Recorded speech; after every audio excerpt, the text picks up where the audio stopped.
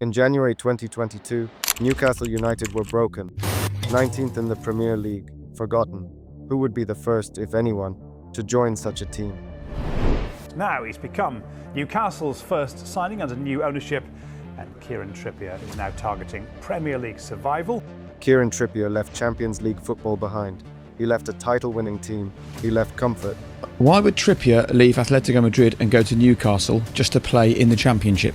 World Cup year, and Kieran leaves Madrid Champions League for Newcastle, who will get relegated.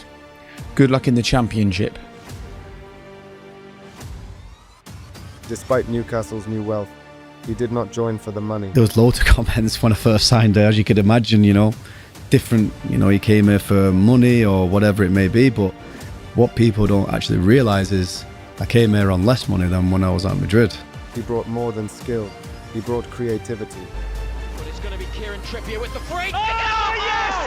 What a goal! Kieran Trippier for Newcastle United. He brought leadership. He elevated the players around him. And above all, he brought belief, the kind that attracts others, the kind that transforms a club.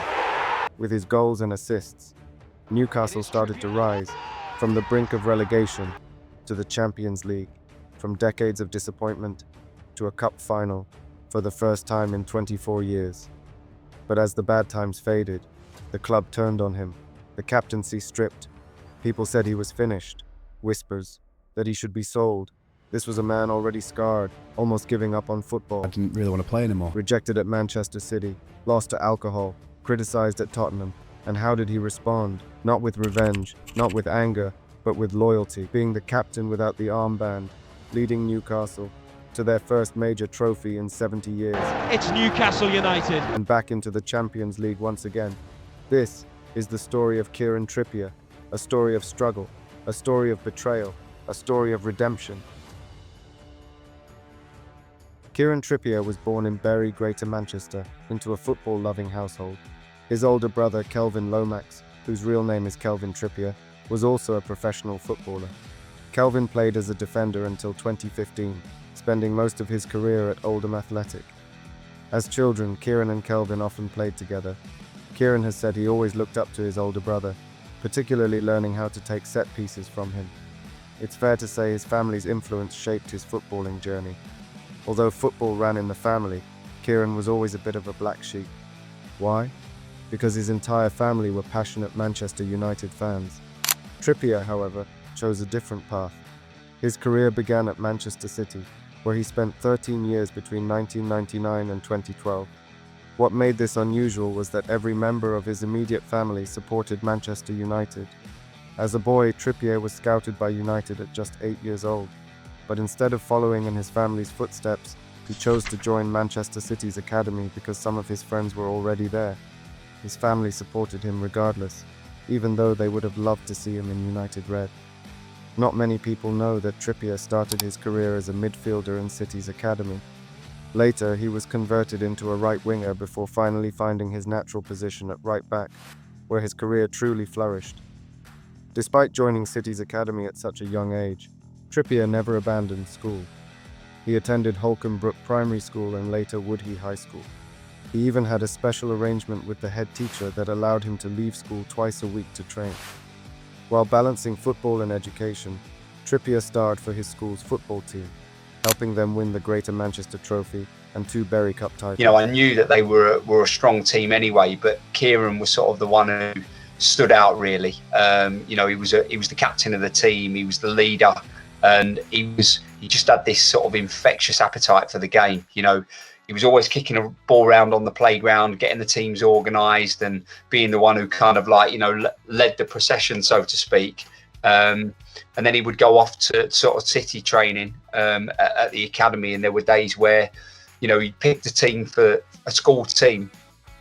You didn't know if he was going to turn up or not. And then what would usually happen is you'd be driving the bus down the road, ready to go to a game, thinking he wasn't going to be playing. And he'd be stood there on the side of the road in his school PE kit and his boots. So, we'd pick him up and go to the game. So, even though he'd do a full day's training at the academy, he still wanted to come and play for the school team as well. So yeah, he was just one of them. He loved playing, and obviously, you know, having somebody like that in his team, he just brought so much to the team. He was a really, really strong player. His performances, combined with his deadly free kicks and precise crossing, earned him the nickname Berry Beckham, after his idol David Beckham. Even if football hadn't worked out, Trippier could have had a career in athletics. As a youngster, he competed in track events and enjoyed great success. He once won a gold medal in a long-distance cross-country race at a major school competition. His natural stamina and endurance would remain key strengths in his game throughout his career. Yet his dream of breaking through at Manchester City soon became one of his earliest challenges. He had been in City's academy since the age of 8, captaining the youth teams, winning the FA Youth Cup in 2007-08, training with elite players, and even travelling with the first team for pre-season tours. But without playing a single official game, reality struck. With world-class right-backs like Micah Richards and Pablo Zabaleta ahead of him, and Roberto Mancini's arrival bringing expensive new signings under Sheikh Mansour's ownership, opportunities quickly disappeared. Trippier remembers the crushing moment, traveling with the senior squad to the US for pre-season, only to be told by the manager that he and 2 others weren't needed. Sent home early, he recalls feeling devastated, knowing deep down that his dream of making it at Manchester City was over. The rejection didn't just sting professionally, it weighed heavily on him personally. At one point, he admitted he nearly gave up on football altogether. You know, I was doing silly things like going out drinking and stuff like that, and there was one moment in my career where I didn't really want to play anymore.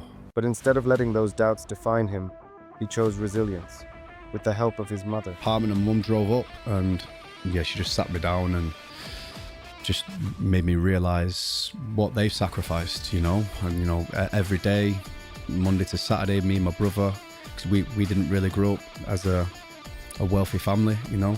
My mum and dad have worked so hard to get us in the position we're in today. So I think that was the one moment in my career where I really realised, you know, how much it meant to my mum, and that was definitely a turning point for me. Loan spells at Barnsley gave him the hunger to play every week. Determined, he took the step down from Premier League dreams to prove himself in the Championship. His performances were electric, earning him the Young Player of the Year award and showcasing the precise crossing and tireless work ethic that would define his career. Burnley soon came calling. He was named Burnley Player of the Year for 2011-12, and the following season he helped them win promotion to the Premier League, earning a place in the PFA Team of the Year. His crossing ability turned him into one of the most dangerous fullbacks in the Championship. Sadly, he suffered relegation with Burnley, another setback that could have dragged him down. Instead, he used it as fuel. Tottenham Hotspur and Arsenal both saw his value, but he chose the white side of London. Suddenly, Trippier was playing Champions League football, even reaching a final under Mauricio Pochettino, though Spurs fell short against Liverpool. At Spurs, Trippier replaced Kyle Walker and became a linchpin in Pochettino's defense. But it was on the international stage that he etched his name into history. Despite being the player with the most chances created, his highlight came at the 2018 World Cup in Russia, when he bent in one of the most iconic free kicks in England's history against Croatia in the semi-final. Though England fell short, he was immortalized as the Berry Beckham. But the end of his Tottenham spell was far from glorious. He faced criticism from fans and backlash in the media, Average at best, the weakest point in the team. which affected his performances and led to costly mistakes. Rumours swirled that Daniel Levy and Spurs were preparing to sell him, yet neither the club nor the manager addressed it openly with him. It felt as though decisions about his future were being made behind his back, leaving him in limbo.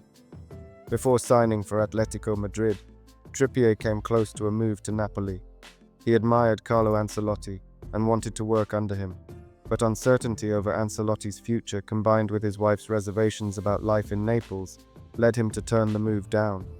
Instead, Madrid awaited, making him their first English signing in 95 years. When Trippier first spoke with Diego Simeone, he was clear about what he wanted: to improve defensively. Simeone was the perfect manager for that transformation. Trippier even decided to put in an extra hour of individual training after sessions. At Atletico, he became sharper, more solid, and far more aggressive in one-on-one duels. The tactical intensity of Simeone's training completed his evolution into one of Europe's best all-round fullbacks. Interestingly, during his time in Spain, he crossed paths with Eddie Howe, who had just left Bournemouth and was studying defensive systems abroad. Neither man knew then that their journeys would intertwine again at Newcastle. Disaster nearly struck at the peak of Trippier's career. In December 2020, the FA handed him a 10-week worldwide ban and fined him for breaching betting rules during his move from Tottenham to Atletico Madrid in 2019. It wasn't about betting on matches himself, but passing inside information to friends. Trippier had told friends things like, "lump on if you want" about his transfer, and those friends then placed large bets on the transfer going through. Even though Trippier never profited directly, the FA ruled that by sharing inside knowledge he had broken betting regulations. The ban began on the 23rd of December 2020. However, by March 2021, Trippier returned, slotted straight back into the team. The ban could have defined him, but instead it became another challenge he overcame, cementing his reputation as a fighter. Simeone wasn't the most talkative manager, but his non-verbal communication carried immense weight. His presence, his gestures, and his demands instilled a warrior's mentality in his players. That culture of relentless fight carried Atletico to the 2020-21 La Liga title, their first in 7 years, with Trippier playing a key role. For an English fullback to thrive and win abroad at that level was almost unheard of, but Trippier did it. Then came January 2022. Newcastle were 19th in the Premier League. Relegation looked certain. The Saudi-backed takeover had just gone through, but who would be brave enough to join a club in such danger? Now he's become Newcastle's first signing under new ownership, and Kieran Trippier is now targeting Premier League survival. Kieran Trippier, Eddie Howe's first signing. Interestingly, Simeone wanted him to stay, with Atletico even offering him a contract extension. Critics immediately accused him of chasing money, but the truth was very different. Trippier had been earning more at Atletico Madrid. By joining Newcastle, he took a pay cut, risking not only his reputation but his entire career. Had Newcastle gone down, he would have gone from Champions League nights to the Championship in the space of months. What's more, there was no relegation clause to allow him to leave had the club dropped. And yet he believed. From the moment he arrived, he changed everything. His caliber attracted others to follow, with new signings choosing Newcastle over European giants. His impact was instant. His debut free kick against Everton lit up St James's Park, but it was his leadership that made the real difference. Younger players looked to him for guidance. Even when he broke his foot weeks after joining, he remained at the training ground, coaching from the sidelines, refusing to let injury stop his influence. By the way, if you're enjoying the video so far, a simple subscribe would be greatly appreciated. Newcastle climbed from 19th to finish 11th that season, a remarkable turnaround few thought possible. The following season, with club captain Jamal Lascelles off and out of the side, Trippier effectively became captain. Under his guidance, being in the top 3 for chances created and crosses delivered, Newcastle finished 4th, securing a place in the Champions League for the first time in 20 years. They also reached their first major cup final in over 4 decades, falling just short against Manchester United at Wembley. That season he was given the Newcastle United Player of the Year award and Football Journalist's Northeast Player of the Year award. But football is never without complications. By the next season, the emergence of Tyno Livramento sparked debates among fans, with some calling for Trippier to be moved on to ease financial fair play concerns. To make matters worse, Eddie Howe clarified the club's long-term captaincy. With interest growing from Manchester City, Real Madrid, Barcelona, and Arsenal, Bruno Guimaraes was handed the armband in an effort to keep him at St James's Park. Trippier, who had just retired from international duty to focus on Newcastle, suddenly found himself sidelined as vice-captain. He was reportedly hurt by the timing, disappointed not to start the opening game of the season, and even linked with a shock move to the Turkish Super League. Bayern Munich even submitted a £13 million bid, but injuries and a thin squad meant Newcastle couldn't afford to let him go. That year was brutal.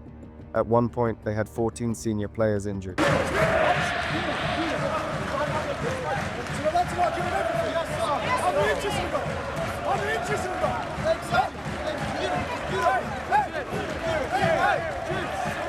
Still, they managed unforgettable moments, none greater than a famous Champions League win over Paris Saint-Germain at St James's Park. Newcastle finished 7th, falling short of another Champions League spot but proving their potential on the biggest stage. Through it all, Trippier remained professional, leading quietly even when circumstances seemed stacked against him. The following season tested his resilience once again, but also rewarded it. When Lewis Hall suffered an injury on the left, Tyno was forced to switch sides, opening the door for Trippier to reclaim the right-back spot. He responded with masterclass performances, his trademark delivery and leadership driving Newcastle forward once more. That season ended in history. Newcastle qualified for the Champions League again, and at long last, The latest one from Kieran Trippier on the left. Looking for Burn again. Dan Burn! Would you believe it? Big Dan Burn with the biggest goal he will ever score. And the black and white end of Wembley erupts. and at long last, lifted a trophy, winning the Carabao Cup, the club's first piece of silverware in 70 years. For Trippier, it was vindication. He had risked everything to join Newcastle when they were in the depths of despair. Now, he had helped deliver glory. Trippier's journey shows that true strength isn't about talent alone. It's about resilience, character, and the choices you make when the odds are stacked against you. From being overlooked at Manchester City, to facing criticism at Spurs, to risking everything by joining Newcastle at their lowest point, he stayed disciplined, committed, and true to his values. In the end, it was that unwavering dedication that transformed setbacks into triumphs, uncertainty into leadership, and ambition into legacy. Kieran Trippier didn't just play football. He showed that perseverance, integrity, and heart can turn even the toughest challenges into history. And if you would want to know the secret dark truth about Eddie Howe, which they don't want you to know about, click the video link on screen now.